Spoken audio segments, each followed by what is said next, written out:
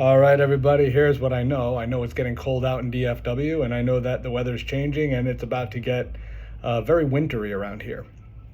And with that, I want to wish everybody the healthiest of New Year's, and really just do everything you can do to stay warm, making the right decisions, which brings me to the topic of the day.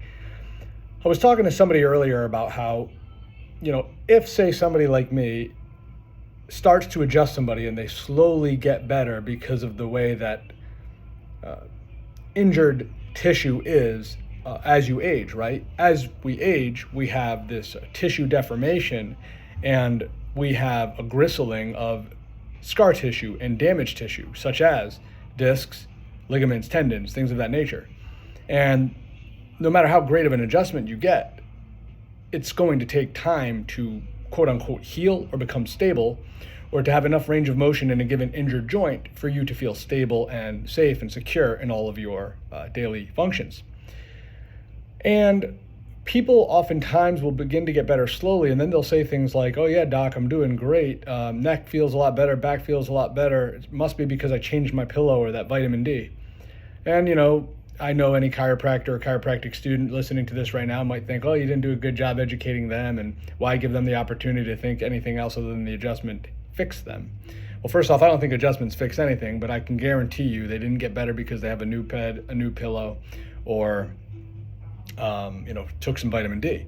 I think that's definitely a helpful component, but they would have never even been able to get close to achieving that, like literal 0% chance of achieving that, if it wasn't for the chiropractic adjustment done specific and done well. Which leads me to my last point of the day. How will you know what a chiropractic is worth? And I don't mean financially, but I mean to you and your health. How will you know if you're driving too far to see a chiropractor, if you have to, squeeze the chiropractor in, if they're close, if it's worth a certain amount of money to you or whatever, right? These like variables that will maybe be the difference between you going or not going to a chiropractor, or finding the chiropractor that jives with you. And this is what I will say. You're going to go to a chiropractor, maybe multiple chiropractors in your life, for pain relief. Your chiropractor is going to, on a given day, give you an adjustment that's going to feel a certain way to you. It might be very, very light force. It might be heavy force. It might be fast. It might be loud. It might be shocking. It might feel amazing. It might hurt a little. I don't know, but here's what I do know.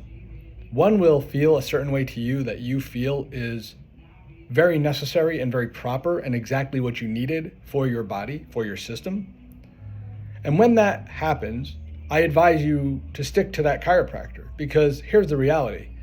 If you have an honest line of communication with that chiropractor and that chiropractor does with you, vice versa, that is a doctor-patient relationship that can last a lifetime, because that's what it's supposed to be. It is a lifetime of care with a chiropractor.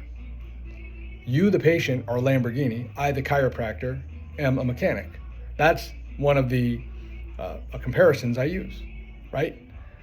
You're not going to get your teeth cleaned once and then your teeth will magically clean for the rest of your life. You go back to the dentist every 6 months or a year, whatever it is.